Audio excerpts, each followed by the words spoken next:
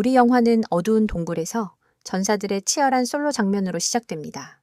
우리의 주인공은 키 크고 잘생긴 남자로 외부 방어 능력과 엄청난 피해를 견디는 능력을 가지고 있습니다. 그는 세계에서 가장 강력한 탱커입니다. 그의 본명은 루스입니다. 알고 보니 그는 진정한 시트콤 주인공으로 세상의 모든 것보다 여동생 마디시아에 대한 집착이 더 강합니다. 그래서 동료 헬레닌의 감정을 이해하지 못합니다. 니에는 그와 진지하게 연애 문제에 대해 이야기하고 싶지만 그는 여동생이 불치병에 걸려서 보물이 필요하다는 이유로 단호히 거절합니다. 메이는 영화의 첫 전투를 회상하며 계속 걱정합니다. 그는 자신이 임무를 잘 수행하지 못하고 있다고 생각하며 최근 몇 번의 전투에서 그의 능력이 계속 감소하고 있습니다. 심지어 자신의 상태를 통제하지 못해 팀원들에게 불리한 상황을 초래하기도 합니다. 헬러 양은 재빨리 그를 위로했다. 그녀는 그가 자신의 임무를 아주 잘 수행했다고 생각했고 정말 최선을 다했다고 말했다. 그럼에도 불구하고 그는 부정적으로 자신이 짐이 된다고 여겼다. 문 쪽을 돌아보니 멍의 단순한 동료가 교활한 미소를 지으며 조롱 섞인 표정으로 그에게 다가왔다. 알고 보니 이 녀석은 멍을 내보내고 능력도 10분의 1도 안 되는 여자애로 교체하려 했다. 그가 자신의 능력을 통제하지 못한다는 이유로 멍 대신 2명의 신선한 여동생들을 길드에 넣으려 했고 너무 불공평해서 연인이 일어나 멍을 보호했다. 그녀는 멍이 일부러 그런 게 아니라고 모르는 초보팀장에게 설득하려 애썼다. 하지만 그 녀석은 전혀 귀담아 듣지 않았고 심지어 멍 때문에 팀이 보너스를 받지 못했다고 책임을 돌렸다. 더 억울한 건 그가 떠나기 전에 조롱하는 태도로 당신이 팀의 일원이 될 자격이 없다고 말하며 루트의 검을 빼앗았다는 것입니다. 몹시 아쉬웠지만 당신은 어쩔 수 없이 떠나야 했고 문을 나서자마자 실직한 지금 고향에도 돌아가지 못해 매우 고민하고 있을 때 신입 모험가 몇 명이 사람을 구한다는 대화를 우연히 듣게 되었습니다. 그래서 슬퍼할 틈도 없이 곧바로 새로운 임무와 새로운 동료들을 얻게 되었습니다. 이번 여행의 임무는 쿠라트를 호위하는 것입니다. 여행이 끝나면 바로 아반시아로 돌아갈 예정이었고 마차는 며칠 동안 순조롭게 사람들을 태우고 달렸습니다. 그러던 어느 날 짙은 안개 속에서 경험 많은 자의 예민한 제6감으로 위험을 감지하고 내려서 확인했습니다. 알고 보니 괴물도 악당도 아니었고 그저 불쌍한 소녀 한 명뿐이었습니다.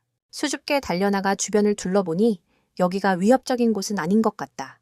그는 소녀에게 괜찮냐고 물었지만 그녀는 대답하지 않았다. 한 줄기 바람이 불어와 소녀 가슴 한가운데에 있던 마법 구슬이 드러났다. 뜻밖에도 소녀 뒤에는 거대한 포레스트 스네이크가 숨어 있어 동료들과 함께 그를 잡으려 하고 있었다. 그는 앞으로 달려가 기술을 사용해 뱀의 주의를 끌고 모두에게 함께 싸우자고 외쳤다. 하지만 함께 있던 동료들은 이렇게 큰 괴물을 본 적이 없어 모두 두려워했다. 몇 분간 혼자 버티다 지친 그는 무력하게 쓰러지고 말았다. 하지만 식스콘의 힘을 가진 그는 집에서 자신을 기다리는 사랑스러운 여동생을 떠올렸다. 그의 상상 속에서 여동생이 그를 응원하고 있다. 지친 끝에 그는 깨어나 동료들의 정신을 북돋아준다. 모두 힘을 합쳐 싸우고 괴물은 처참하게 무너진다. 일이 끝난 후 그는 위로하기 위해 아까 그 불쌍한 소녀가 함께 가자고 제안한다. 아마도 너무 믿음직스러워 보여서 그 아이는 경계를 풀고 따라 나섰고 그녀의 옷이 꽤 더럽다는 것을 보았다. 이때 주인은 소녀에게 새 옷을 주며 그녀가 옷을 갈아입기 위해 떠날 때 감사의 선물로 여겼다. 그는 주인에게 그녀가 호문클루스인 것 같고 도망친 노예라고 말했다. 보통 호문클루스가 인간의 노예로 혼자 다닐 수는 없다. 분명히 그녀에게는 어떤 사정이 있을 거야. 부트는 이 위험한 숲을 지나는 노예 상의는 없을 거라고 생각해. 그리고 그 아이도 목걸이를 하고 있지 않아. 장면 전환, 임무 완료. 그는 친구들과 작별 인사를 했다. 고향으로 돌아가는 길에 자신을 소개한 후 매는 그 아이에게 이름이 없다는 것을 알게 되었다. 두 사람이 루나피아 들판 한가운데 서 있다. 그는 그녀에게 루나라는 이름을 지어주었다. 맹과 그녀는 그렇게 더 가까워졌다. 장면 전환, 밤이 된다. 배불리 먹은 후 루나는 어둠 속에 3마리의 늑대가 공격을 대기하고 있는 것을 발견했다. 즉시 그녀는 옆에 있던 총을 집어들어 무례한 녀석들을 빠르게 제압했다. 비는 루나가 생각보다 다재다능하다는 것을 알게 되었다. 그녀는 또한 매우 희귀하고 귀중한 감정 능력을 가지고 있었다. 자신의 기술에 의문을 품은 그는 그녀에게 자신을 감정해달라고 부탁하기로 결심했다. 알고 보니 그에게는 4가지의 매우 강력한 옥살레이트 능력이 있었어. 도발, 건강한 신체, 생명대사, 그리고 마지막으로 희생의 방패야. 이 모두는 매우 유용하고 팀워크에 큰 도움이 되는 기술들이야. 그룹에서 쫓겨난 이후로 그는 자신이 쓸모없는 사람이라고 생각했어. 자신조차 이해하지 못하는데 무슨 일을 할 수 있겠냐고 생각했지. 이 순간까지 와서야 그는 자신의 능력을 완전히 이해하게 되었어. 알고 보니 그가 약한 게 아니라 자신이 어디까지 갈 수 있는지 몰랐던 거였어. 과연 그는 자신감을 가지고 자신에 대해 더 탐구하려는 마음가짐으로 얼마나 멀리 갈 수 있을까? 그는 루나와 함께 아주 기쁜 마음으로 아반시아로 돌아왔다. 지난 화에서 길드에서 쫓겨난 후 우리 남자 주인공은 새로운 임무를 받고 자신의 능력에 대해 더 알아가게 되었다. 돌아오는 길에 그는 루나라는 아주 귀여운 소녀를 데리고 왔다. 다음 날, 맨과 루나는 아반시아 땅에 발을 디뎠고 오랜만에 고향을 바라보고 있었다. 갑자기 빨간 머리 소녀가 달려와 그를 꼭 안으며 한가할 때 같이 놀자고 초대했다. 그때 갑옷을 입은 파란 머리 소녀가 다가와 빨간 머리 소녀를 끌고 갔다. 여기사 펠이 순찰 중이었고 빨간 머리 소녀는 망치를 사러 가던 중 우연히 길에서 만난 것이다. 두 소녀는 맨 옆에 있는 백금발의 귀여운 소녀에게 관심을 돌렸고 그는 그녀가 루나라고 소개했다. 그녀가 불쌍한 처지임을 보고 그는 빨간 머리의 그녀를 데려와 자신을 밀레나라고 친근하게 소개했다. 그 다음은 필이었지만 루트의 말에 따르면 그녀는 낯선 사람을 무서워하는 병이 있어 다른 사람과 대화할 때 다소 말이 더듬거렸다.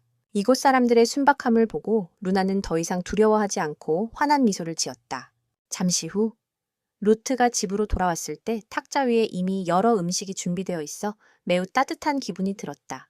오랜만에 여동생을 만나는 것은 그에게 매우 신나는 상황이었다. 그는 루나를 여동생에게 소개했는데 이 소녀를 본 마니시아는 당황한 표정을 지었다. 아마 이 아이도 필처럼 낯선 사람을 무서워하는 것 같다. 그 후 그는 여동생의 심각한 표정을 보며 여러 생각이 스쳐 지나갔다. 루트는 동생이 너무 아름다워 마치 선녀가 내려온 것 같다고 느꼈다. 아주 친절한 소녀는 자신의 이름이 마니시아라고 말했다. 식사는 간단히 준비했는데 루나가 싫어하지 않길 바란다. 손님이 있어서 마니시아는 손님을 위해 음식을 더 준비하기로 했다. 루나는 마니시아의 머리카락을 보고 매우 놀랐다. 맨이 설명하기를 그것은 특별한 체질로 이런 능력을 가진 것이라고 했다. 그 소녀는 감정에 따라 머리카락을 움직일 수 있었다. 그것도 아주 많이. 마니시아는 오빠가 돌아오는 것을 느끼고 오빠가 가장 좋아하는 음식을 준비했다. 부엉이는 동생에 대해 매우 행복하고 자랑스러워했다. 잠시 후 식사에 들어가자마자 마니시아는 루나가 숟가락을 잡는 방식이 다소 이상하다는 것을 빠르게 알아차렸다. 아마도 이전의 심리적 집착 때문인지 루나는 자신이 심각한 실수를 저질렀다고 생각했다. 그녀는 즉시 무릎을 꿇고 사과했는데 알고 보니 이전에 숟가락을 몇 번밖에 사용해 본 적이 없었다. 마니시아는 루나에게 올바른 숟가락 잡는 법을 조심스럽게 가르쳐 주었고 모든 것을 사용하는 방법도 알려주겠다고 약속했다. 루나는 매우 감동하여 미소를 지었다. 그 후 세 사람의 삶을 둘러싼 행복하고 따뜻한 순간들이 이어졌다. 짧은 시간, 단 사흘 만에 루나는 스스로 일을 할 줄 알게 되었다. 심지어 그녀는 두 형제가 놀라게 할 만큼 풍성한 음식을 준비했다. 루나가 짧은 시간 안에 배운 요리들이 이렇게 맛있다니 정말 놀랍다. 마니카는 루나를 밖으로 데리고 나가서 구경시키고 그녀를 위해 물건을 가져다 주자고 제안했다. 마니카는 그녀의 옷이 입기 힘들다고 도와주자고 제안했다. 하지만 루나는 무서워서 도망가며 혼자 하고 싶다고 말했다. 우드는 그녀가 가슴에 있는 마석 때문에 아직 경계하고 있다고 생각했다. 이때 두 사람은 밖에서 산책하고 있었다. 우드는 루나에게 고향 이야기를 해주었다. 가장 특별한 것은 과일 나무들이에요. 뜻밖에도 빨간 머리 소녀 무리가 우드에게 반갑게 손을 흔들며 인사했어요. 동시에 그는 리조 아저씨에게 루나를 소개했어요. 그 후 그는 마법검이 도난당해 다시 만들어달라고 부탁했어요. 아저씨는 매우 기쁘게 승낙하며 최고의 무기를 만들어주겠다고 약속했어요. 상담을 마친 후 아저씨는 그에게 루나를 데리고 괴상한 채소 밭을 보러 가라고 제안했어요. 괴상한 채소 앞에 서서 맨이 그 식물의 형성에 대해 설명하고 있었어요. 갑자기 어디선가 두 소년이 달려와 루나를 맨의 여자친구라고 부르며 외쳤어요. 그뿐만 아니라 그들은 그를 시스콘이라고 불렀다. 맞기도 전에 바로 필 누나한테 배웠다고 고자질했다. 어디선가 할머니가 와서 소리치며 두 아이에게 일을 시켜 루나에게 고된 노동의 날들을 떠올리게 했다. 그 소녀는 노예처럼 잡혀서 매우 힘든 일을 하다가 폭행까지 당했다. 루스가 자신은 마니시아를 위해 약을 만드는 약사라고 말했지만 심리적 트라우마 때문에 여전히 매우 두려워했다. 그녀는 여전히 자신의 능력이 동생의 병을 고치기에 부족하다는 점을 안타까워했다. 이때 할머니의 수학 제안에 따라 루나는 이곳에서 매우 새로운 경험을 하게 되었다. 기쁜 마음으로 집에 돌아온 루나는 한 손에 아주 큰 수박 바구니를 들고 있었다. 루스가 루나가 태어나서 더 주목받게 되어 분위기가 어색해졌다고 말한다. 그녀는 루스에게 진심으로 지금까지 이렇게 행복하고 생기 넘치는 적이 없었다고 고백한다. 모두 마을 사람들 덕분이다.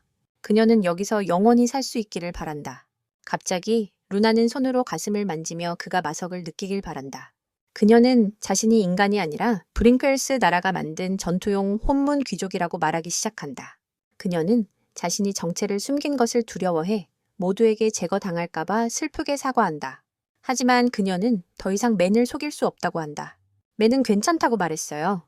처음부터 그는 그녀가 자존심 강한 집안 출신임을 알고 있었죠.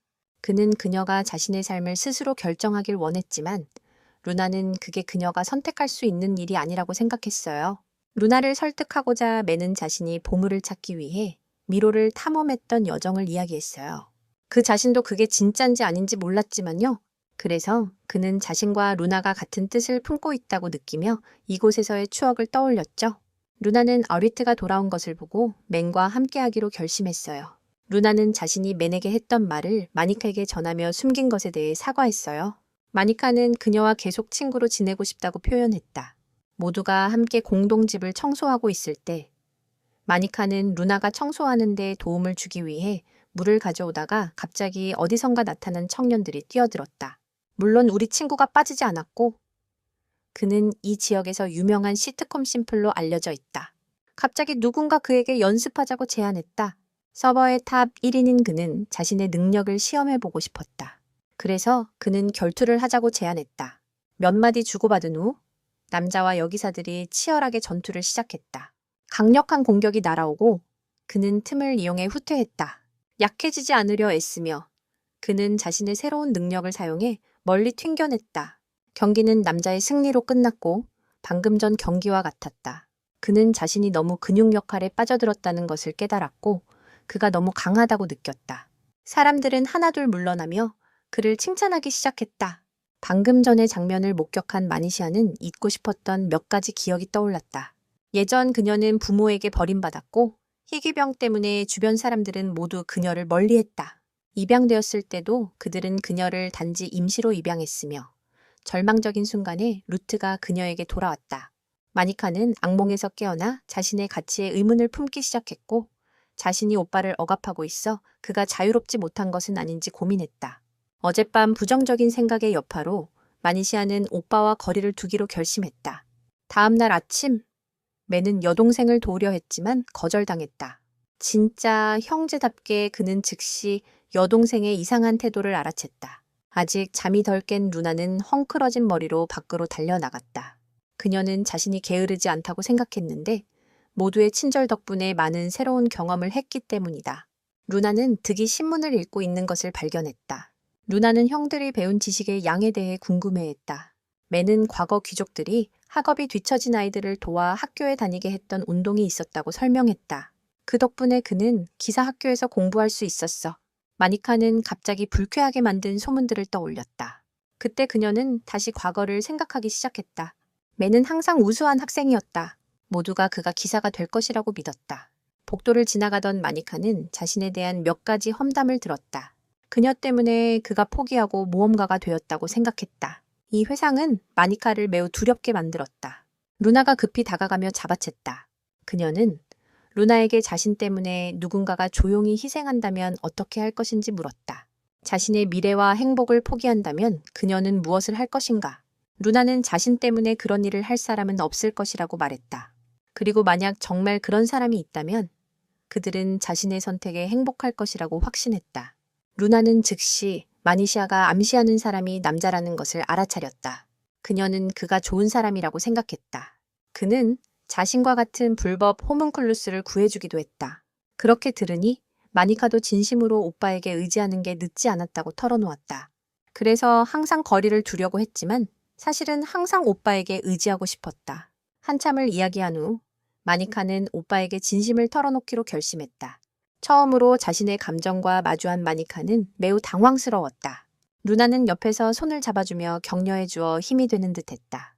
마니카는 맨에게 이 삶이 행복한지 물었고 그는 자신이 매우 행복하다고 확신했다. 그녀는 그가 더 좋은 삶을 살 수 있는데 왜 자신을 구하기로 선택했는지 궁금해했다. 맨은 예전에 자신도 그녀에게 구해진 적이 있다고 답했다. 알고 보니 어릴 적이었다고. 까칠한 얼굴 때문에 항상 사람들이 그를 멀리했어. 그때는 오직 그녀만 그 곁에 있었기에. 되돌아봐도 자신이 선택한 것에 행복을 느껴. 이 일로 마니카는 마음속 응어리를 모두 털어내고 항상 숨겨왔던 이야기들을 다 꺼냈어. 그녀는 울면서 미안하다고 말하며 달려가서 맨을 꼭 안았어. 마니카가 루나에게 고마움을 전하자 루나는 얼굴이 빨개져 도망쳤어. 갑자기 누군가 문을 두드렸고 두 형제는 뛰어나갔는데 알고 보니 옌이었어. 옌은 전에 맨과 같은 팀이었던 헬러 친구야. 그녀는 휴가를 내서 맨을 만나러 왔다고 말했어. 알고 보니 그가 떠난 후 메콩을 정복하려다 계속 실패하자 용사팀이 해체되었다. 사건이 일어난 시점으로 돌아가면 용사들은 괴물을 사냥하고 있었다. 승려가 없어서 아무도 제대로 일을 하지 못했다.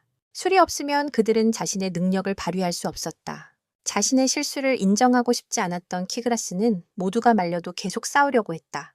결국 그는 완전히 패배했고 캄보디아 쪽 사람들이 그를 두들겨 패해 도망쳤다. 너무 고집이 셌다. 더 이상 그와 함께할 사람이 없었다. 닝도 팀장으로서 키그라스의 무책임함을 지적했다. 니는 팀에 대한 메인 역할의 중요성을 분석하고 있다. 그는 자신의 힘 덕분에 싸울 수 있었지만 여전히 고집을 부리고 있다. 모든 것이 자신의 능력이라고 생각하며 용사팀은 각자 집으로 돌아간다. 현실로 돌아와. 이야기를 들은 후 루트는 닌에게 자신이 새로운 능력을 발견했다고 말한다. 닌은 모든 사람을 대신해 맨에게 사과의 말을 전하고 싶어 한다. 그 후 그녀는 예실은 잊고 살아간다는 신조를 가지고 있다고 말한다. 미래를 향해 그녀는 여기서 한동안 머물고 싶다고 말한다. 마니시아는 그녀가 여기로 이사할 수 있다고 제안하지만 맨은 닌이 귀족이라고 생각한다. 이렇게 소박한 생활 조건에 맞지 않아서 닌은 자신에 대해 어설픈 소문을 듣자마자 바로 반응했다. 부트는 그녀를 자신의 방에 두고 자신은 밖에서 잤다. 닌은 사실 그와 같이 자는 것도 매우 편안하고 좋은 생각이라고 말했다. 부트는 조용히 그녀에게 연기하지 말라고 부탁했지만 그녀는 진심이라며 그의 얼굴을 붉게 만들었다.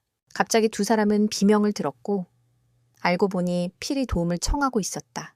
아반시아 과수원에 전에 없던 괴물이 나타났다. 부트는 닌이 피해를 입은 것에 매우 미안해하며 왼쪽을 바라보았다. 그 괴물은 마법의 저주로 인해 정체를 알 수 없는 털북숭이 괴물이었기에 그는 괴물을 정화하는 기술을 사용했다. 그 무리 사람들은 뭔가 이상함을 느꼈다. 이 녀석은 그들이 지금까지 만난 것들과 달랐다. 전투에 돌입한 비웃은 괴물의 시선을 자신에게 끌면서 동시에 동료들에게 협력할 것을 지시했다. 우정의 힘 덕분에 비웃은 모든 능력을 발휘해 형제들을 대신해 피해를 막았다. 무리 사람들은 괴물을 향해 돌진했고 전투는 빛나는 승리로 끝났다. 지난 화에서 여동생과 화해한 후 그는 동료들과 함께 미로 정복에 성공했다. 다음 날 아침 비웃은 괴물의 두 마석에 대해 여전히 의심하고 있을 때 여동생이 달려왔다. 마니카가 갑자기 무릎에 앉아 자신에게 신문을 읽어달라고 하자 믿는 그녀가 너무 귀엽다고 느꼈다. 역시 진짜 시즈콘답다. 내용을 스크롤하다가 옛 친구 킹낫의 이름을 보았다. 마니카는 닌이 그를 매우 싫어한다고 말했다. 왜냐하면 그가 민을 조롱하곤 했기 때문이다. 하지만 나는 닌이 개인적인 감정에 휘둘리고 있다고 생각했다. 마니카는 내가 닌의 마음을 이해하고 있지만 그녀를 생각해서 피하고 있다고 말했다. 민은 내가 전혀 겁이 없고 다른 사람에게 의존하지 않는다고 다시 강조했다. 동생 때문이 아니라 그때 필은 모두를 모아 어제 발견한 카멜런 원숭이를 처치하기 위해 집중하고 있었다. 그녀는 괴물이 어떻게 여기까지 왔는지 조사할 것을 요청했다. 왜냐하면 그들은 본래 먼 남쪽 지역의 동물이기 때문이다. 필은 괴물이 미로에서 탈출했을 것이라는 가설을 제시했다. 룻의 새로운 검에 놀란 린. 그는 이 검이 멜리나 아버지와 아들이 만든 제품이라고 설명한다. 또한 연료를 흡수하는 능력이 특별히 추가되었다. 이 기능은 마법의 돌에서 속성을 변경하고 무기에 부여하는 것이다. 주저하지 않고 그는 바로 그것을 시연한다. 갑자기 스케터롱이라는 소년이 나와 멜에게 도전한다. 그는 자신이 C급이고 멜이 F급이라고 생각하며 오만해진다. 루나는 주인을 대신해 불쾌함을 느낀다. 그가 침착하라고 했어. 루스는 사람이 자만해서는 안 된다고 생각해. 니는 사실 그가 너무 강해서 성녀가 그를 기사로 임명할 수도 있다고 말했어. 모두 그 말을 듣고 놀랐지. 알고 보니 멜이 그 연계를 거절했어. 갑자기 고릴라 도마뱀이 달려와 공격했어. 필이 그 공격을 맞았어. 맨이 달려가서 털복숭이 동물의 주의를 끌었어. 모두 힘을 합쳐 괴물을 처치한다. 강력한 제6감각으로 루스는 상황이 간단하지 않음을 느꼈다. 알고 보니 이 녀석은 교활한 계획을 세웠다. 무한한 수법이다. 형제들을 불러서 집단으로 공격하게 했다. 사람들이 포위당했다. 어려운 상황 속에서 필의 정신을 북돋았다. 그래서 모두 다시 마음을 모아 3마리 괴물을 물리쳤다. 닌도 전투에 참여했다. 모험가 팀도 기여했다. 맨은 혼자서 괴물과 1대1로 싸웠다. 남은 하나는 맨이 모든 사람에게 발목 잡는 기술을 사용하라고 지시해 그가 처치할 수 있도록 했다. 이때 방금 전에 스코튼 소년도 자신의 실수를 깨닫고 맨에게 사과하러 나섰다. 괴물은 사라졌다. 석화가 나타났다. 그는 이것이 미궁에서 괴물들이 죽는 방법임을 즉시 알아차렸다. 그들은 미궁으로 들어가는 길을 발견했다. 그날 밤 그들은 아반시아의 발전을 축하하는 파티를 열었다. 미궁이 생긴 것을 기념하며 파티에서 모두가 매우 즐거워했다. 처음부터 한 소년이 마니시아에게 인사하려고 했고 시스코닌 형이 즉시 어깨를 쳐서 경고했다. 닌이 루나에게 다가가 이야기를 나눴다. 루나는 자신이 루트가 걱정하고 있다는 것을 알아챘다고 말했다. 닌이 이유를 설명했다. 알고 보니 미궁의 괴물들이 정기적으로 처치되지 않으면 밖으로 나와 소란을 피운다고 했다. 루나는 오늘 아침처럼 그들을 없애기만 하면 된다고 순진하게 생각했다. 인생은 그렇게 쉽지 않다. 니는 그렇게 되면 곰가일이 너무 흔해져서 아무 자격 없는 자들도 할 수 있게 된다고 설명했다. 변태도 적지 않다. 너처럼 귀엽고 마니시아 같은 사람도 불려갈 수 있다. 루나는 그들을 어떻게 관리하는지 물었다. 맨이 다가와서 길드가 이 일을 맡는다고 설명했다. 여기는 모험가들이 생계를 위해 일하는 조직이다. 동시에 그는 아반시아에도 그런 주가 있어야 한다고 생각했다. 뜻밖이었다. 필이 달려와서 그를 안고 머리를 쓰다듬었다. 장면 전환. 미궁이 등장한 이후로 맨은 두 녀석이 싸우는 걸 막으면서 많은 모험가들이 이곳에 찾아왔다. 맨이 가는 곳마다 모두가 그를 좋아했다.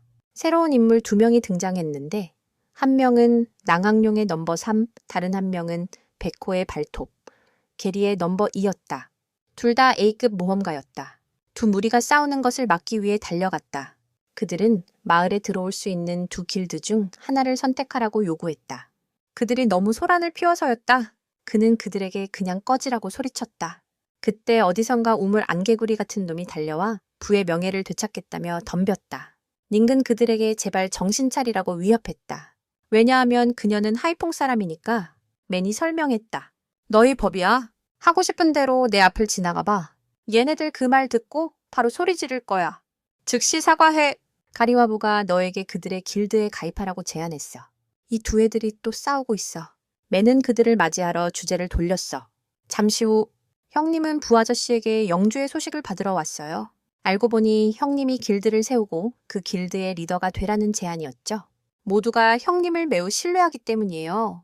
맨은 마니카의 병 때문에 망설였어요. 하지만 부는 이것이 모든 사람들의 바람이라고 설득했죠.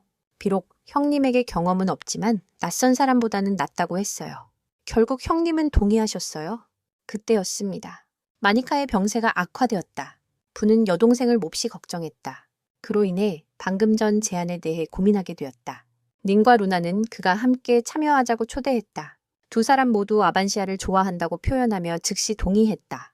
루나는 길드장직을 그만두면 반드시 마을에 머물러야 하는지 궁금해했다.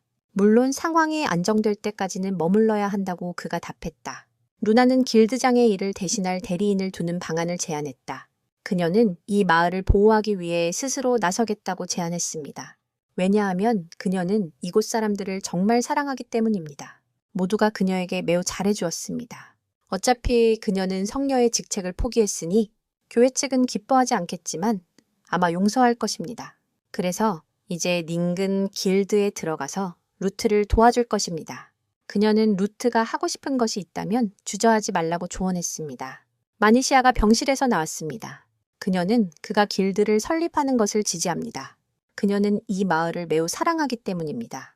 그녀는 그가 두 형제의 고향을 지켜주기를 원합니다. 그녀도 더 강하게 노력해서 돕겠다고 합니다. 불쌍한 여동생이 힘을 내려고 애쓰는 모습을 보며 그는 결정을 내렸습니다. 그는 이 마을과 사랑하는 여동생을 지킬 것입니다. 다음 날, 미는 루나와 닌과 함께 조사하러 갔습니다. 쌍둥이 자매 릴리아와 릴리가 참여했습니다. 신체적 차이로 인해 그들은 서로 다른 눈 색깔을 가지고 있다. 그리고 한 성당의 기사인 수고드라는 남자가 있다. 루나는 수줍어하며 도움을 받고 싶다는 태도로 자신을 소개했다. 그곳에 킹낫 형제가 있다는 것을 예상하지 못했다. 닝은 그가 민을 조롱하고 쫓아낸 것에 매우 화가 나 있었고 여기에 나타나다니 민은 이 일에 대해 신경 쓰지 않겠다고 확신했다. 이 녀석이 이유 없이 온 것이 아님을 알고 킹낫에게 그가 왜 왔는지 설명해달라고 요청했다. 알고 보니 어제 이 녀석은 의식이 있는 미로를 조사하던 중 어려움을 겪었기 때문에 여기에 온 것이었다. 그들은 특별한 괴물들이다. 그는 민이 대신 조사하길 바랐다. 동시에 그는 자신의 잘못을 깨닫고 그가 이 임무를 맡아주길 원했다. 그 후 그는 친구들과 함께 그곳에 갔다. 안에는 파란색 매트릭스가 있다. 그들이 들어가자 1층으로 이동하게 되었고 루나는 이렇게 특별한 곳이 있다는 것에 매우 놀랐다. 하지만 우드는 환상에 속지 말고 돌아갈 수 없다고 설명했다. 루나는 이동 포탈이 사라지자 혼란스러움을 표현했다.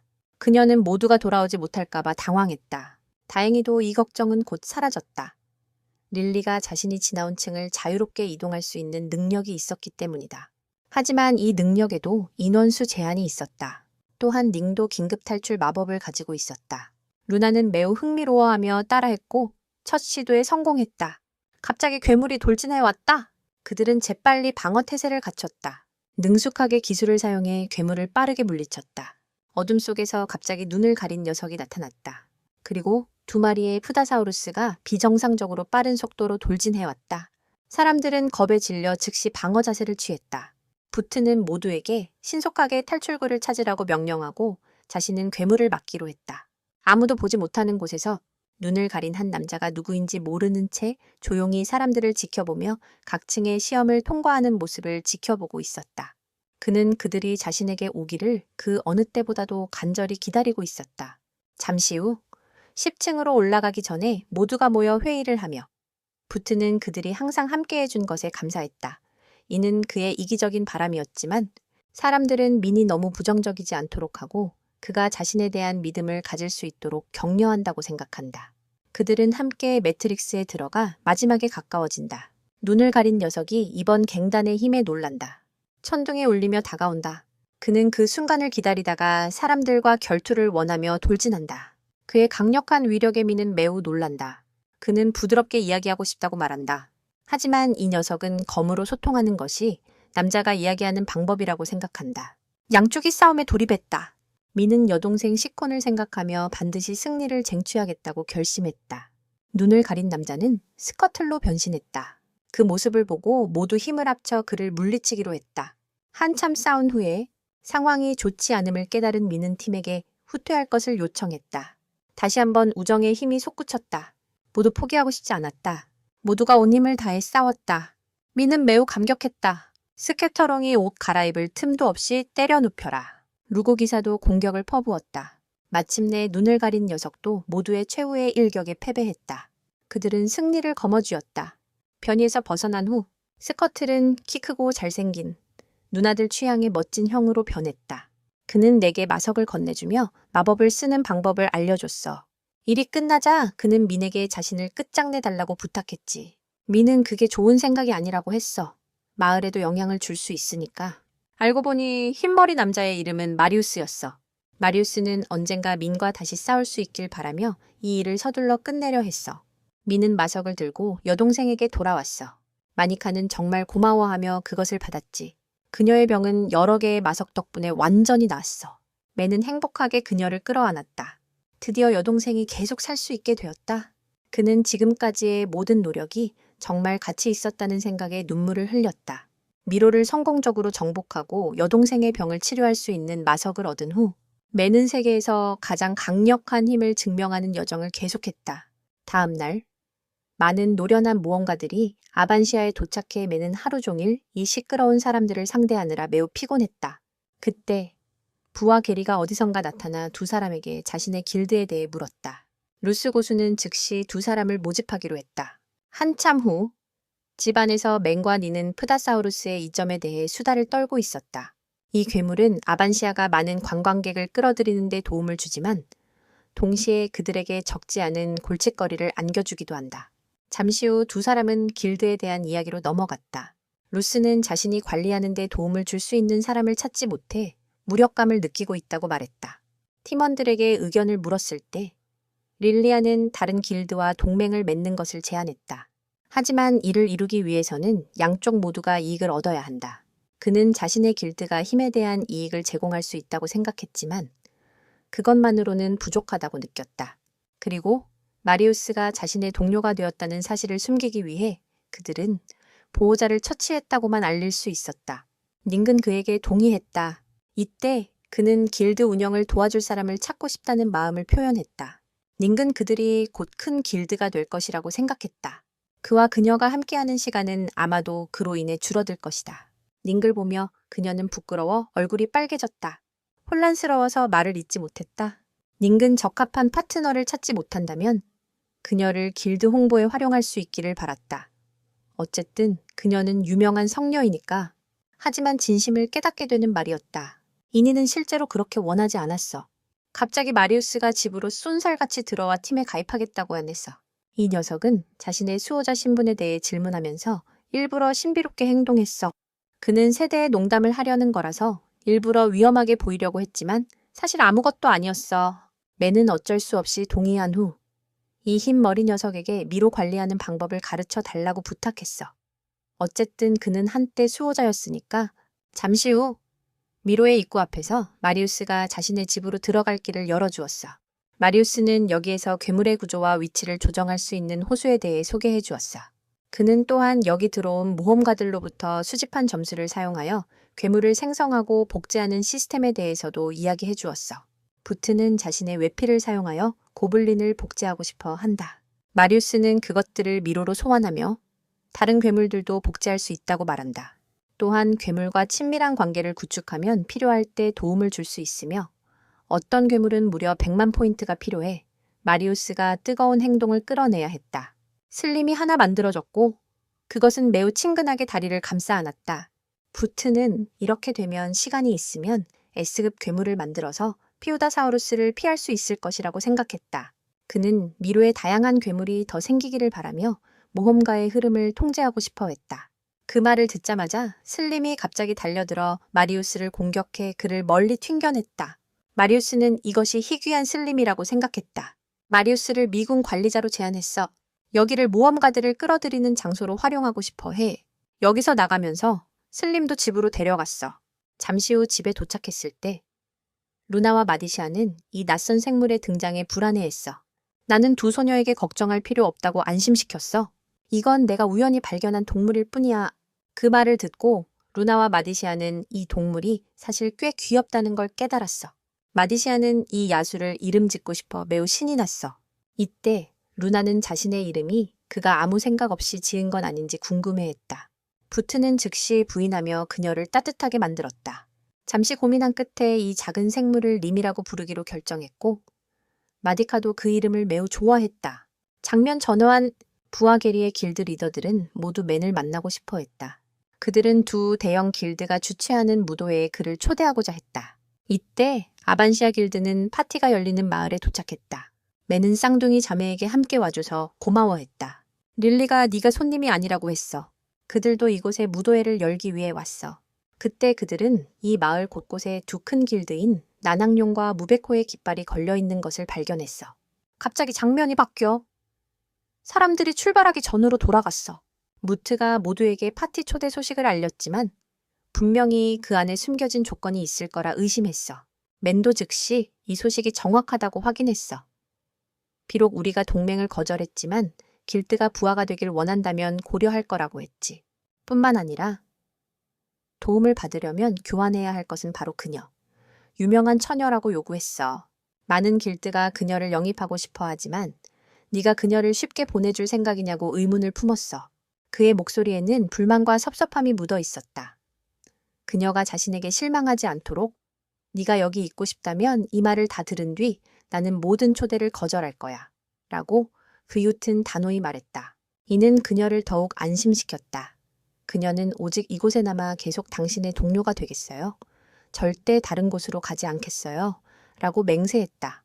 압박을 받았음에도 불구하고 그는 이런 두 대국 앞에서 이야기를 나눌 수 있는 흔치 않은 기회를 놓칠 수 없어 연회에 참가하기로 결심했다. 그때 마리온는 자신과 같은 자각을 지닌 미궁 수호자를 언젠가 본 적이 있다는 사실을 문득 떠올렸다. 그것의 이름은 케아렛이었는데 마치 그들이 곧 도착할 마을 이름과 같았다. 쓸모없어 보이지만 중요한 정보라 판단한 비윷은 그것만 정복하면 마법석 하나를 더 얻을 수 있을 거라 생각했다. 그리고 동생의 병이 완전히 나을 수도 있었다. 니네은 두 대국조차 겨우 50층까지만 돌파했다는 사실에 걱정했다. 하지만 맨팀은 할 수 있어요. 부트는 이번 여행의 목적이 동맹을 맺고 미궁의 보물을 얻는 것임을 다시 한번 상기시켰다. 파티가 시작되기 전 닝은 화려한 사교복을 입었다. 루나는 가슴에 있는 마석 때문에 자신감이 없어 드레스를 입지 않고 하녀 복장을 선택했다. 매는 이를 재빨리 눈치채고 그녀의 귀여움을 칭찬했다. 쌍둥이 자매도 매우 화려하고 우아해서 매는 아름다움에 압도되어 멍해졌고 파티는 매우 호화로웠다. 이때 사람들은 닝의 성녀 신분에 대해 수군거리며 떠들썩했다. 또한 그녀가 다른 길드로 옮긴다는 근거 없는 소문도 돌며 즐겁게 파티를 즐기고 있었다. 불이 꺼지고 무대 조명이 켜지자 그 위에 선 사람이 자신을 소개했다. 그들은 닌에게 나와서 교류하자고 했고 그녀는 매우 쑥스러워했다. 분한 마음에 그가 그녀의 손을 잡아 공평함을 요구했다. 그들이 도착하자 그들은 그를 조롱하며 길드에서 헬러를 빼앗으려 했다. 그 말을 듣고 그는 자신이 그녀를 누구에게도 넘기지 않을 것이라고 말했다. 그는 세계에서 가장 강력한 역할을 맡고 있다고 말하며 자신을 지켰고 마치 힘을 얻은 듯했다. 비트는 자신이 매군 칼레드를 정복하러 왔다고 말했고 갑자기 흑룡 이빨 길드의 리더가 나왔다. 그는 그가 매우 기세등등하다며 만나서 반갑다고 말했다. 악수하자. 그는 이 사람이 엄청난 힘을 가진 사람임을 깨달았다. 그는 만약 그가 미로를 정복할 수 있다면 동맹을 결성하는 것을 고려하겠다고 선언했다. 베코파의 수장도 나타났다. 그들은 모두 우리 집이 무너지지 않기를 바라며 말한 대로 이루어지기를 바랐다. 장면 전환. 파티가 끝나고 이야기를 나누던 중 마리우스가 반드시 미로를 정복해야 한다고 말하며 방을 나갔다. 닌과 루나가 달려와서 그를 매우 기쁘게 해주었다고. 특히 닌이 그렇다고 말했다. 그는 반드시 성공해야겠다고 마음속으로 다짐했다. 지난 회차에서 루트는 두 개의 큰 길드와 모든 사람 앞에서 미궁 칸을 정복하겠다고 힘차게 선언했다. 이것은 그에게 더 많은 동기를 부여했다. 그렇다면 이번에는 그가 성공할 수 있을지 함께 보자. 이번에는 루트가 반드시 미궁을 정복하겠다고 결심했다. 갑자기 이때 릴리라는 여동생이 그와 멀지 않은 문에서 머리를 내밀며 도움을 요청했다. 그가 생각할 틈도 없이 그녀는 그를 자신의 방으로 강하게 끌어당겼다. 뭔가 큰일이 있을 줄 알았는데 알고 보니 단지 드레스에 리본을 매달아 달라는 요청이었다. 릴리는 언니에게 놀라움을 주고 싶었을 뿐만 아니라 루트를 정말로 존경한다고 이야기하고 싶었다. 그가 오늘 저녁 파티에서 사람들 앞에서 자신의 목표를 확고히 하고 당당하게 선언하는 모습은 정말 대단해. 너와는 다르게 너는 자신이 매우 소심하다고 말했잖아. 너무 자신이 없어서 정말 하고 싶은 일을 누구에게도 말할 용기가 없고 그게 무엇인지 궁금해하기만 해. 릴리도 혼자서 독립적으로 살고 싶다고 솔직하게 말했어. 이제 더 이상 언니에게 의존하고 싶지 않다고. 자신의 안전한 영역에서 벗어나야 할 때가 왔어. 매는 그 말을 듣고 즉시 문제를 이해했어. 매는 그녀가 귀찮게 해도 괜찮다고 말했어. 그녀가 하고 싶은 일을 해보라고. 여기까지 듣고 자신의 의견을 지지해주는 사람이 있다는 사실에 릴리는 기쁨에 넘쳐서 뛰어오를 정도였다. 그녀는 정말로 그가 자신을 도와줄 것이라는 사실을 믿을 수 없었다. 너무 기뻐서 언니가 들어왔을 때 불필요한 오해가 생겼다. 매는 설명하고 싶었지만 릴리아에게 끌려 옥상으로 가서 따지게 되었다. 옥상에 도착하자 그녀는 방금 있었던 일은 사실 그를 여기로 끌어올리기 위한 연기였다고 설명했다. 릴리아는 자신의 과거에 대해 이야기하며 그녀와 언니는 단순히 버려진 것이 아니라 아버지에게서 학대를 당해 도망쳐야 했던 것이라고 말했다. 그것이 바로 릴리가 다른 사람과 정상적으로 대화하는 것을 드물게 하는 이유이며 심리적 외상으로 인한 사고를 겪게 된 이유이기도 하다. 이런 이유로 그녀는 언젠가 릴리를 그녀가 진정으로 행복하다고 느낄 수 있는 곳으로 데려가겠다고 말하고 싶었다.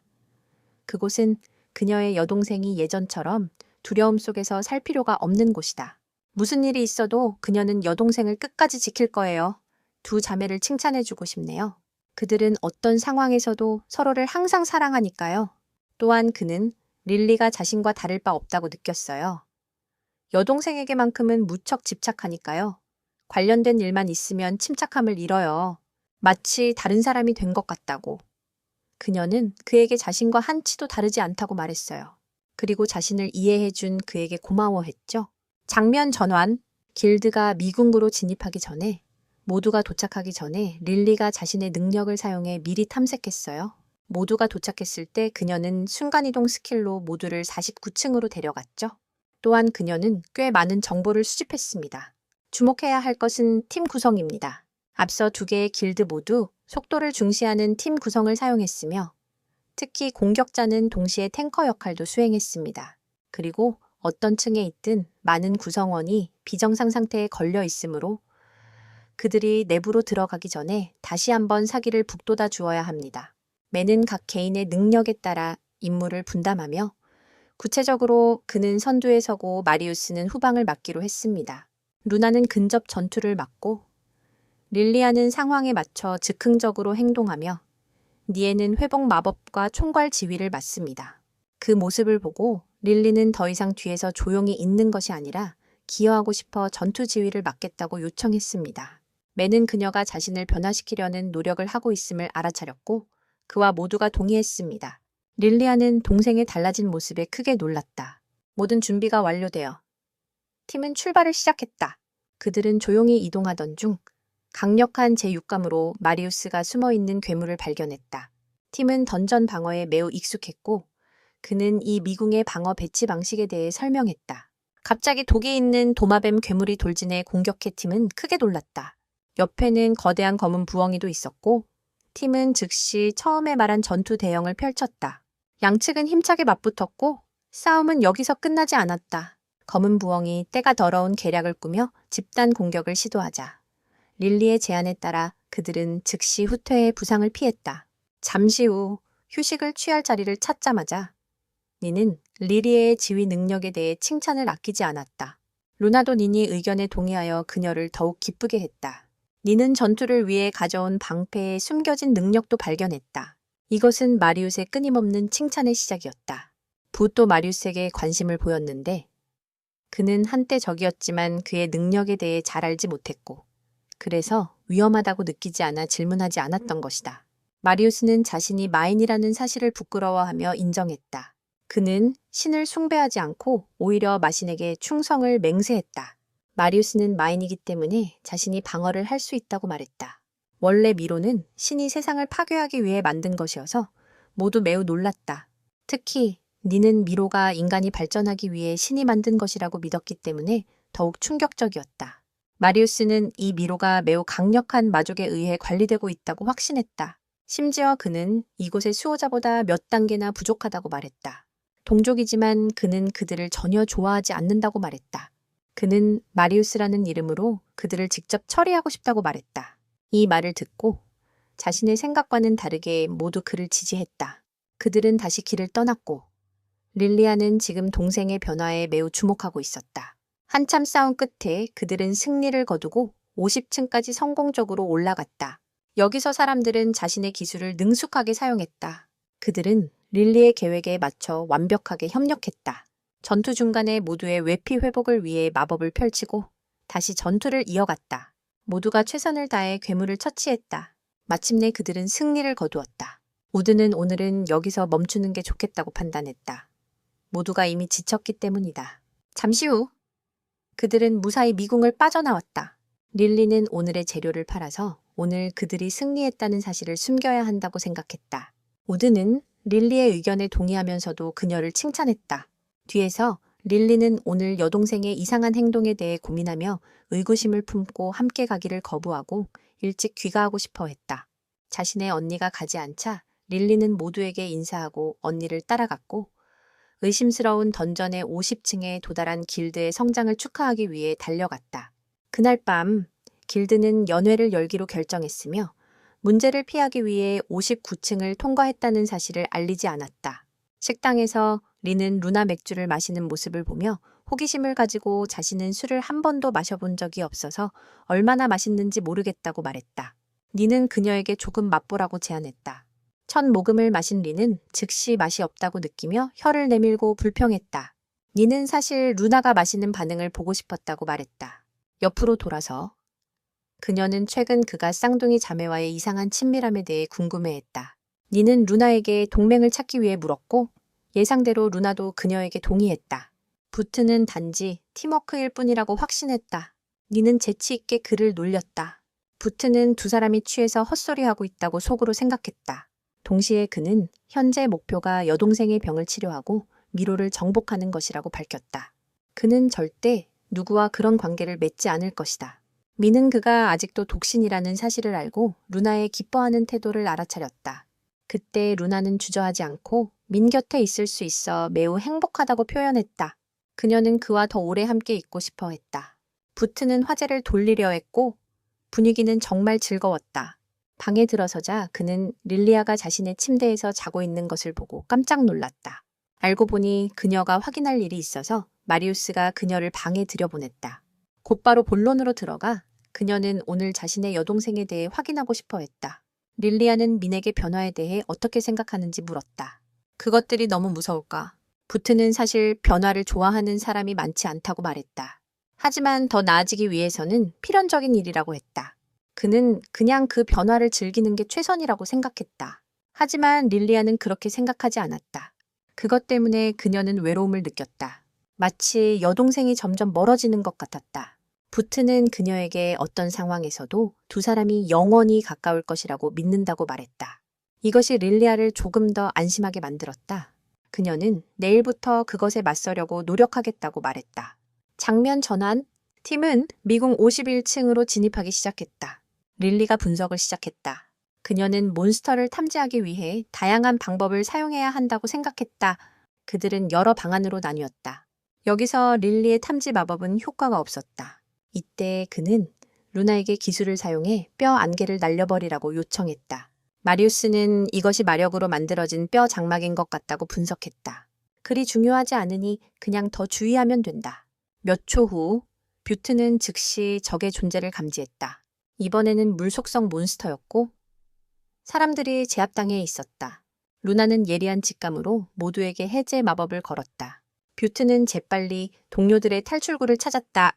그 후 그는 기술을 사용해 괴물의 주의를 끌었다. 역시 또 한 마리가 갑자기 달려들어 그를 공격했다. 바로 사후확인이었다. 혼자가 아니었다. 미우 일행이 더러운 계략으로 무리를 지어 덤벼들었다. 그를 혼자 두지 않았다. 마리우스가 달려가 예의를 가르쳐 주었다. 그 다음 모두가 힘을 합쳐 사후확인 무리를 물리쳤다. 장면 전환, 닝근 몬스터들을 냄비에 넣고 에너지를 많이 얻으려 요리하기로 결정했고 마리우스는 충분히 만족스러워했다. 릴리는 이번에 너무 많은 재료가 떨어졌다고 말했다. 모두 고급 재료였다. 수다를 떨던 중 닝과 마리우스가 모두를 불러 식사를 하자고 했다. 장면 전환, 그들은 다음 층으로 올라갔다. 모두 이 방의 이상함을 느꼈다. 마법 방벽이 갑자기 나타났다. 어둠의 스코탄 한 마리가 이상한 물체들을 데리고 나타났다. 위험을 감지했다. 빠르게 결투 준비 자세를 취했다. 그가 앞으로 돌진했지만 스코탄에게 막혔다. 심지어 그에게 역공을 당했다. 그 녀석은 색깔이 다른 몇 발의 뜨거운 총알을 사용했다. 마리우스와 릴리아가 뒤에서 그를 공격했지만 모두 저지당했다. 갑자기 그 녀석이 휙 사라진 것 같다. 갑자기 릴리아가 이상해졌다. 특히 릴리아가 그녀는 마리우스를 향해 달려가며 언니를 괴롭히지 말라고 소리쳤다. 두 자매가 부모에게 학대받던 때가 생각났다. 릴리아는 여동생을 보호하고자 하는 욕망이 통제불능이 되었다. 그때 닌과 마리우스를 제외한 모두가 비정상적인 상태에 빠질 것이라는 것을 깨달았다. 갑자기 스코탄이라는 놈이 어디선가 날아와 공격했다. 나는 그를 반격한 후 마리우스에게 넘겼다. 이때 나는 릴리아의 주목을 끌었다. 그가 그녀를 눌러 제압했다. 릴리아가 심리적 쇼크 상태에 빠진 것을 알아차렸다. 부트가 재빨리 그녀를 진정시켜 릴리아는 의식을 되찾았다. 전투로 돌아와 매는 적의 허점을 쉽게 발견하고 동료들에게 지휘했다. 모두가 각자의 기술을 사용해 스코탄에게 몰아붙여 그가 버틸 수 없게 만들었다. 그는 갑자기 분신을 만들어 2명으로 맨을 공격했다. 어느 쪽이 진짜인지 모를 때 루나가 기술을 써서 성공적으로 그들을 묶어 모두가 쉽게 적을 공격할 수 있게 도왔다. 마침내 이자가 쓰러지고 마석이 드러났다. 치열한 전투 후 니는 여정을 계속하기 전에 잠시 쉬자고 제안했다. 맨도 그 말을 듣고 오늘은 여기서 멈추는 게 딱 좋겠다고 결정했다. 하지만 이상하게도 릴리아는 다음 층으로 올라가는 길을 찾지 못했다. 마리우스는 수호자가 너무 겁을 먹어서 길을 숨겨둔 것이라고 생각했다. 그는 이 수호자가 평범하지 않고 능력이 매우 약하다고도 말했다. 생각도 채 마치기 전에 작은 마녀가 갑자기 맨의 뒤에 나타나 다크스카우트 무리를 이끌고 왔다. 마녀는 흥분하며 이것은 단지 설정 오류일 뿐이라며 지금 손 한번 휘두르면 모두 사라질 거라고 말했다. 알고 보니 이렇게 강력한 마력을 가진 이 소녀는 바로 마왕급 존재였다. 지난 화에서 우드의 길드가 이 미궁의 수호자이자 여성 마왕과 마주쳤다. 이 소녀는 엄청난 마력을 지녔으며 손가락 한 번 튕기자 4마리의 다크스카우트가 순식간에 먼지로 변했다. 그녀는 자신의 마한 능력을 발동시켜 강력한 마력이 뿜어져 나오자 민 일행은 곤란을 겪었다. 수백 년을 살아온 마왕으로서 수많은 모험가들이 이곳에 들어오는 것을 지켜봤다. 그녀는 왜 사람들이 자신을 두려워하지 않는지 의아해하며 오히려 자신을 귀여운 소녀처럼 본다고 말했다. 그 말을 듣고 그녀는 금세 기뻐하며 민의 말솜씨를 칭찬했다. 마리우스는 그에게 조심하라고 충고했다. 사실 그녀는 300살이 넘은 할머니였다. 그 말을 들은 마왕은 당황해 즉시 그를 공격하며 그가 한물간 마왕이라며 비꼬았다. 민은 마리우스를 보호하기 위해 일어나서 그가 동료라고 말하며 그녀가 절대 건드리지 말라고 했다. 처음으로 악마를 만나 인간과 친구가 되는 것이 놀라웠던 마리우스는 친구라고 할 수는 없지만 동족을 싫어한다고 설명했다. 이 말을 듣고 그 소녀는 그가 자신의 한계를 알아야 한다고 생각하며 그녀를 방해하지 말라고 했다. 민은 팀워크에 대해 이야기했지만 그 소녀는 큰 의문을 품었다. 그녀는 그들의 그룹이 자신의 손톱만도 못하다고 생각했다. 악마 모드로 전환한 소녀 아몬 슬로스는 민의 그룹에게 교훈을 주기로 결심했다. 민은 주목을 끌기 위해 기술을 사용했지만 악녀에게는 효과가 없었고 오히려 그녀에게 반격당했다. 마리우스와 릴리아를 대신해 그들도 나섰지만 아몬의 머리카락 하나도 건드릴 수 없었다. 루나와 릴리도 마법을 사용하기 위해 나섰지만 아몬은 여전히 아무런 영향을 받지 않았다. 니는 그녀가 계속 날 수 없도록 하는 기술을 사용했지만 아몬은 전혀 흔들리지 않고 반격할 기회를 주지 않으며 그녀가 우위를 점하지 못하게 했다. 그룹은 힘을 합쳐 동시에 그녀를 처리하려 했고 그로 인해 마왕이 분노했다. 그는 그룹과 끝까지 싸우기로 결심했고 니는 즉시 모두를 회복시켰다. 이때 모두가 의욕이 넘치고 팀워크가 그 어느 때보다 높아졌다. 거대한 늑대 앞에서 그들은 주저하지 않고 먼저 공격했다. 그들은 괴물의 바람 능력에 어려움을 겪었지만 닌이 적시에 마법을 사용하여 괴물의 움직임을 방해했다. 기회를 잡은 그룹은 아몬에게 중상을 입히기 위해 공격했다. 루스가 치명타를 날리기 위해 돌진했지만 이번에는 바람의 방패와는 달리 괴물이 하늘로 날아올라 민을 정통으로 가격해 폭발했다. 방금 전투를 치른 후 릴리아와 마리우스는 기진맥진하여 쓰러졌다. 민은 또다시 몬스터와 싸우기 위해 돌진했지만 너무 많은 힘을 소모했다. 그와 적 모두 거의 기진맥진한 상태에서 그가 물러나려 했다. 쌍둥이 자매가 릴리와 합체하여 몬스터를 밀어내며 전진했다. 이때 민은 부정적인 생각에 빠지기 시작했다. 그는 자신이 무능하다고 느끼며 자신의 역할을 제대로 하지 못한다고 생각했다. 생각할 틈도 없이 거대한 늑대에게 공격당했다. 그는 재빨리 계획을 세웠다. 나는 마리우스를 따라 마력을 이용해 외부 공격을 펼치면서도 자신은 괴물에게 죽지 않았다. 역시 효과가 있구나. 나는 릴리가 마무리 공격을 날릴 수 있도록 주의를 돌리고 네 가지 속성을 검에 숨겼다. 릴리는 성공적으로 저 마녀의 혼령을 혼란에 빠뜨렸다. 민의 팀이 승리를 거두었다. 이때 릴리도 너무 지쳐서 기절했다. 그녀는 민에게 고마움을 전하며 더 큰 동기와 자신감을 얻었다고 말했다. 마왕은 자신이 민의 길드에게 패할 줄은 몰랐다. 그녀에게 물었을 때 그는 즉시 소원을 이루는 마석을 그녀에게 건넸다. 그녀는 왜 그가 자신을 처리하지 않는지 의아해했다. 그에게 무슨 감정이라도 있는 걸까? 민은 악마왕에게 선행을 권유했다. 그녀에게 자신의 팀에 합류할 것을 제안했다. 아몬은 즉시 그 제안을 수락했다. 심지어 매우 기뻐했다. 전투가 끝난 후에 다음 두 대형 길드의 환송회에서 약속한 대로 51층 지도를 연맹이 성사되면 그들에게 넘기기로 했다. 양쪽 길드의 길드장 모두 약속을 지키기로 동의했다. 물론 메콩칸의 수호병 모집도 비밀로 유지했다. 돌아가는 길에 연맹을 맺은 후 멤버들과 함께 아반시아로 돌아왔다. 주요 시트콤이다. 루트는 여동생을 다시 만날 순간을 매우 기대하고 있었다. 생각에 잠겨 있는데 갑자기 릴리가 그를 깨웠다. 그녀는 고마움을 전하며 갑자기 그의 뺨에 키스해 그를 얼어붙게 만들었다. 정신을 차리기도 전에 릴리아도 그의 이름을 불렀다. 자신이 들킨 줄 알고 그는 깜짝 놀라 두려워했다. 알고 보니 그녀는 단지 감사 인사를 전하고 싶었을 뿐이었다. 집에 들어서자마자 눈앞에 동생이 보이자 그는 즉시 동생에게 마석을 건넸다. 덕분에 마니카도 몸이 한결 편안해졌다. 마석 덕분인지 그녀의 병도 완치된 것 같았다. 그녀는 곧장 아몬에게 감사의 마음을 전하러 달려갔다. 그 모습을 본 아몬도 틈을 타 그녀를 조금 놀려주었다. 지난 화에서 메콩을 성공적으로 정복한 후 다게는 마왕 아몬을 동료로 맞이했다. 두 강대국과 동맹을 맺었고 여동생의 병도 완치시켰다. 다음 날 매는 아반시아 사람들의 마음의 편지를 읽었다. 사람들은 모험가들이 매우 악취가 난다고 생각했다. 관광객들은 자주 쓰레기를 버리고 여러 가지 문제를 일으켰다. 마니카는 그가 스스로 보도록 남겨두었다. 그리고 그녀는 위층으로 올라가 청소를 했다. 여동생에게 미쳐버린 사람으로서 메트카의 활기찬 발소리만이 위층으로 쭉 올라갔다. 나는 매우 행복했다.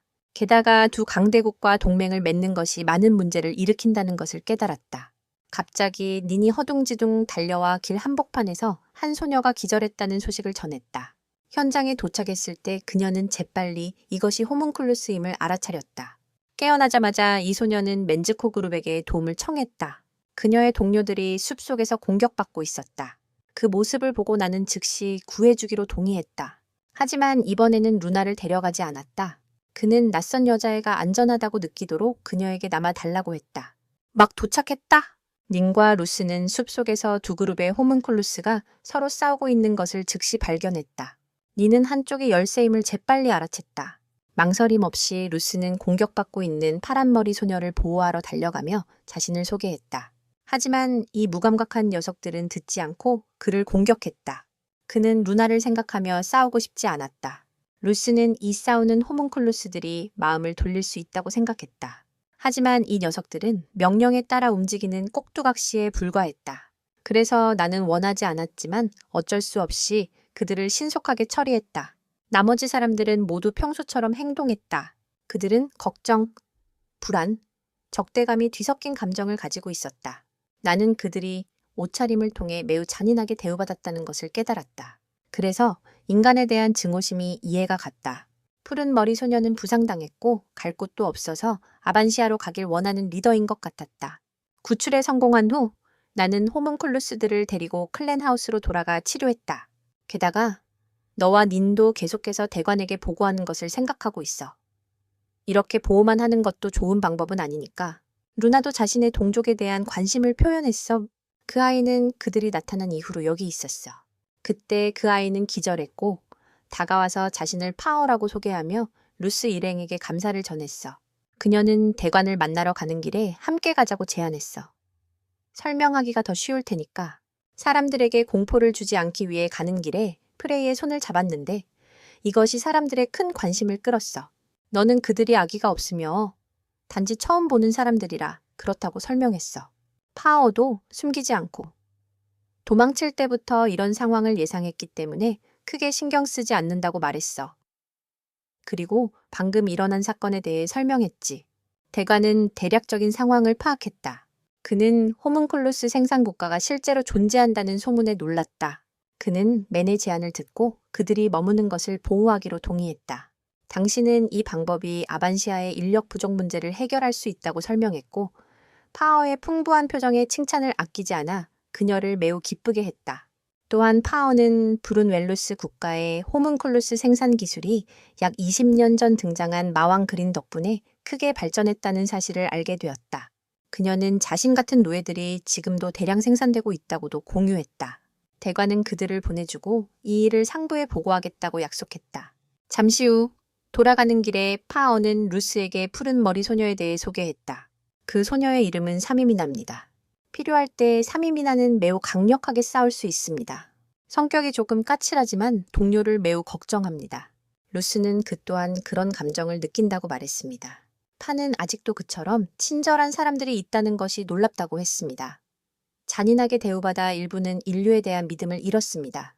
그는 아이들에게 그들이 마을에서 일을 도와야 한다고 알렸습니다. 그중 일부는 다시 압박받는 것을 두려워하며 걱정을 표했습니다. 착취, 미는 그들이 9시간만 일하고 휴식 시간이 있다고 확신시켜 주었고 이는 그들을 매우 놀라게 하고 기쁘게 했습니다.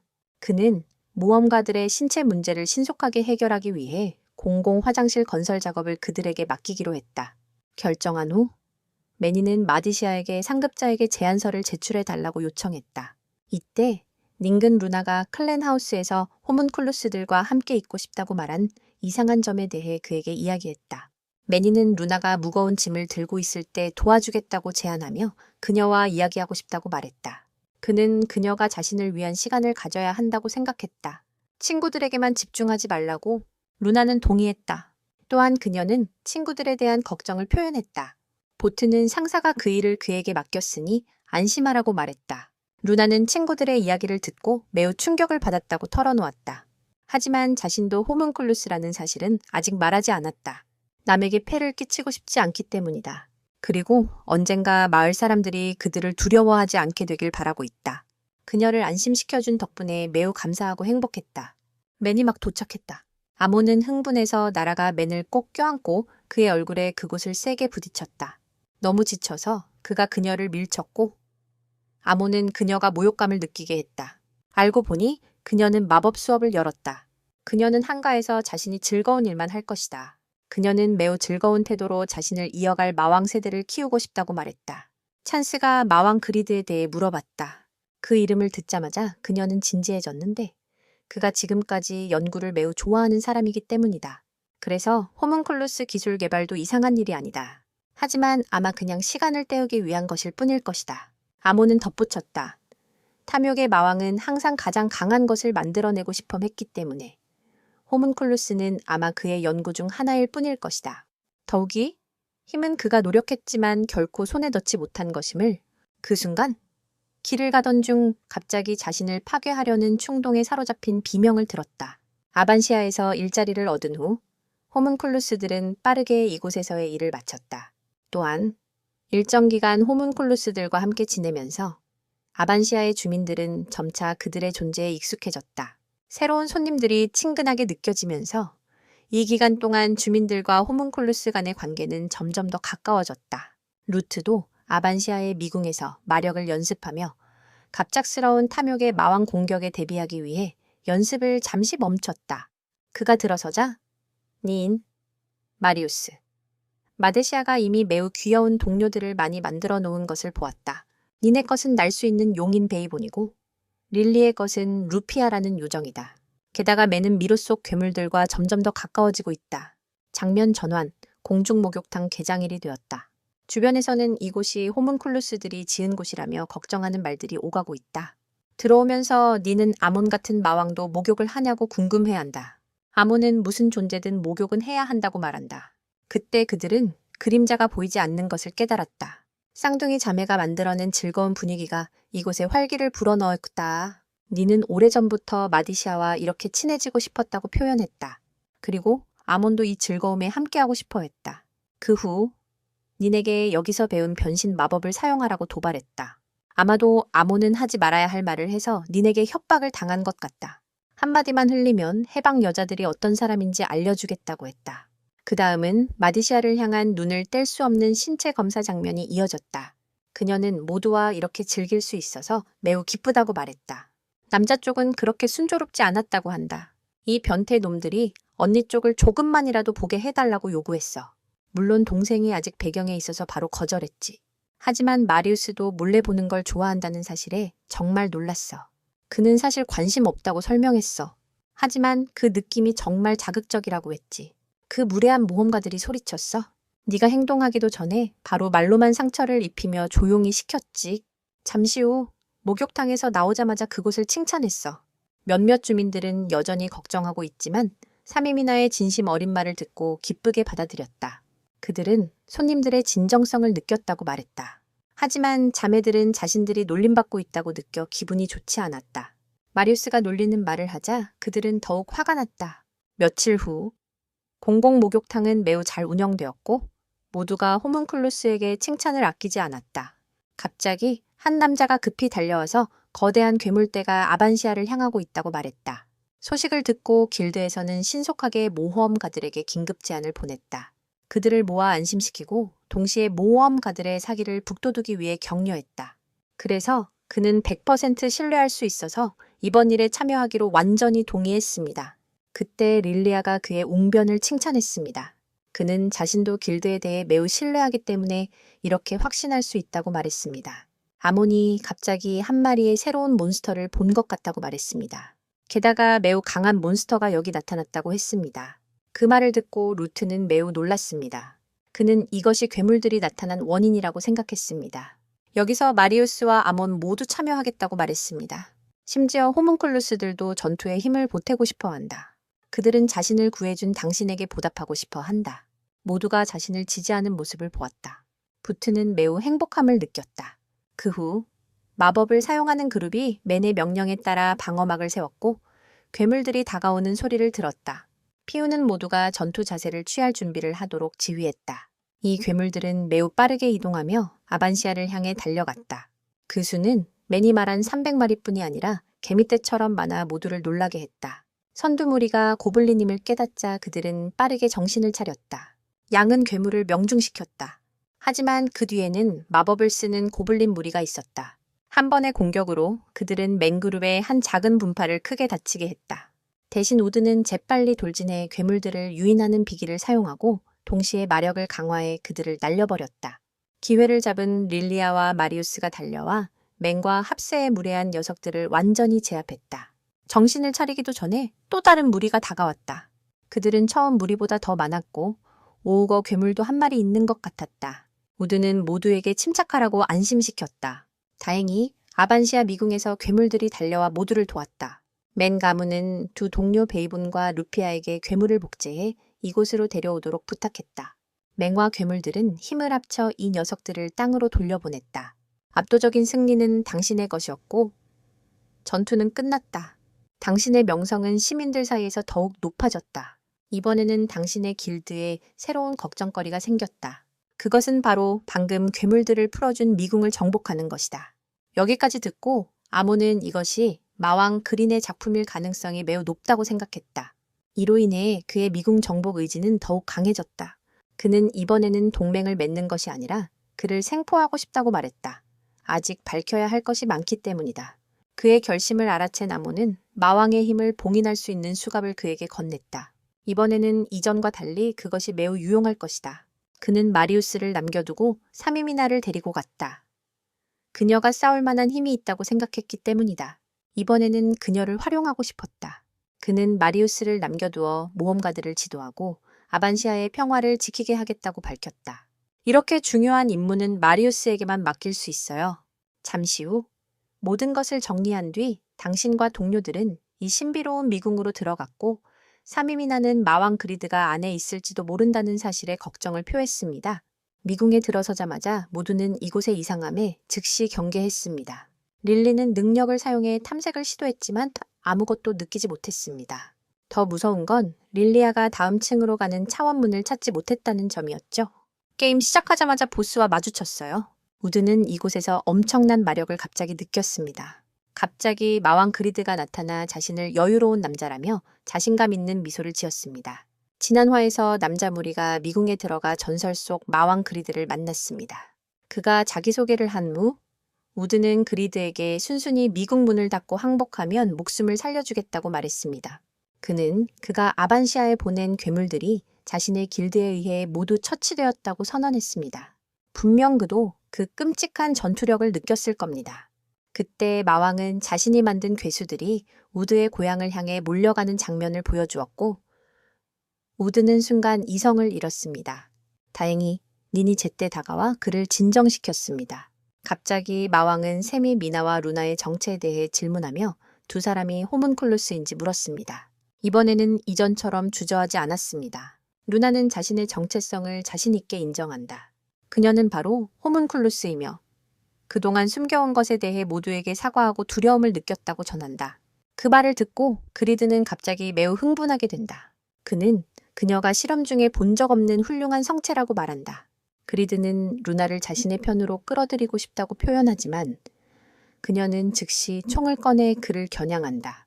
루나의 부정적인 생각과는 반대다. 모두가 그녀가 호문클루스라는 사실을 기쁘게 받아들이자 그녀는 매우 따뜻함을 느끼고 전투 모드로 전환한다. 날개를 단 악마왕은 못생긴 괴물로 변신한다. 그가 매우 강했지만 안타깝게도 그는 동료들과 함께 패배를 맛봐야 했다. 몇 번의 공격 만에 맨팀은 아몬이 준 마력 봉인 수갑으로 그를 쉽게 제압했다. 한편 모험가 그룹과 마리우스는 아반시아를 보호하는 데 꽤 고전하고 있었다. 그때 성당의 기술사가 아몬에게 그들을 도와주라고 권했지만 게으른 성격 탓에 그는 즉시 거절했다. 그녀가 싸우도록 설득하기 위해서는 마리시아가 만든 큰 도넛으로 협박해야 했다. 전투에 들어서자마자 그녀는 단 한 번의 공격으로 적군과 아군 모두를 두려움에 떨게 만들었다. 미로 안으로 돌아오자 맨팀은 자신들이 맞섰던 것이 단지 호문클루스임을 발견하고 놀랐다. 그때 진짜 보스가 나타났고 그는 말없이 즉시 몇 미터 떨어진 곳으로 맨을 날려버렸다. 연속적인 남자들의 공격에도 불구하고 그는 전혀 흔들리지 않았다. 오히려 이것은 그가 그들을 파괴하고자 하는 열망을 더욱 강하게 만들었고 단 한 번의 그리드로 남자에게 많은 외부 피해를 입혔다. 몇 차례의 공격 후 마왕은 여전히 우세한 위치를 차지하고 있었고 이 장면을 보며 남자는 더욱 결심을 다졌다. 하지만 그는 전투에 모든 힘을 쏟았음에도 불구하고 그리드에게 계속해서 두들겨 맞았다. 마왕의 결정타를 맞고 모두의 외부 피해는 이미 바닥났다. 위급한 상황에서 루나가 궁지에 몰리는 모습을 보고 남자는 스스로를 더욱 독려하려 했다. 우정의 힘으로 그는 한계를 뛰어넘어 그를 몇 미터 날려버렸다. 니엔이 깨어나고 가장 강력한 상태로 돌아왔다. 이때 주위에서 그는 붉은 마력이 상추처럼 퍼져나갔다. 지금 그는 그 못생긴 마왕보다도 더 음흉해 보였다. 너는 졌어. 하지만 어떻게 질 수 있지. 창을 뽑아 그에게 몇 번의 공격을 날려서 그가 상황을 이해할 틈도 없게 만들었다. 그는 점점 미쳐가고 통제력을 잃은 듯했다. 미친 듯이 적의 얼굴을 연속으로 가격하며 그의 얼굴은 악마보다도 더 악마 같았다. 결국 그는 마력을 사용하다가 자신을 잃어버린 것이었다. 그는 지금 심지어 닌을 인식하지도 못하고 그녀를 없애려 하며 하이퐁의 여자친구를 대신하고 그에게 충격을 주어 깨달음을 가져왔다. 방금 일어난 깨달음 덕분에 그는 즉시 깨어났다. 그는 자신이 방금 무엇을 했는지조차 모르고 있었다. 그는 마치 마력에 삼켜진 듯 했다. 다시 한번 중독 증세가 나타났다. 자신과 싸우는 동안 그는 아몬의 경고를 떠올렸다. 마력을 통제하지 못하는 자는 괴물이 될 수 있다. 이 생각과 닌의 걱정스러운 말들을 떠올리며 그는 자신을 성공적으로 통제하고 적의 위협 앞에서도 침착함을 되찾았다. 맨은 닌의 도움을 받아 이자를 끝내기 위한 마지막 공격을 하기로 결심했다. 책임을 짊어진 채로 룻은 동료를 생각하며 격려의 말과 약속들이 그를 승리로 이끌었다.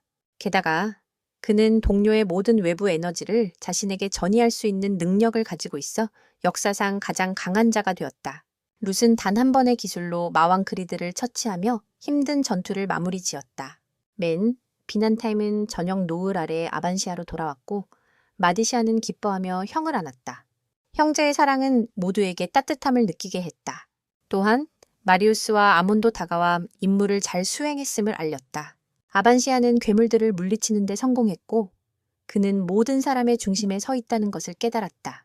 모두가 그를 축하하며 그렇게 어려운 미로를 짧은 시간 안에 정복한 것에 대해 축하했다.